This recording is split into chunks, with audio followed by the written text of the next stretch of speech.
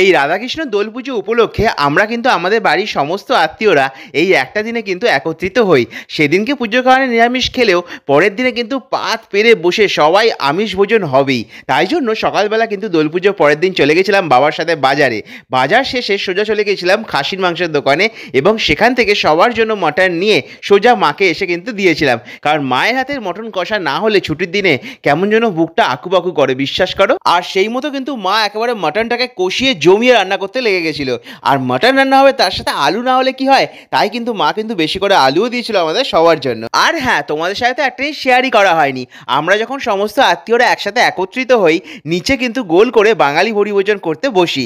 কারণ নিচে বসে বাঙালি মতে খাওয়া দাওয়ার কিন্তু একটা আলাদাই মজা আছে। তোমরা কি বলো? চলো একটা ইনস্ট্যান্ট বাইটের মাধ্যমে আজকে খাওয়াটা শুরু করা যাক। প্রথমেই রাইসের সাথে গ্রেভিটা মেখে নিলাম, তারপর নিয়ে নিয়েছিলাম এক পিস ধামসা আলু এবং এক পিস মটন।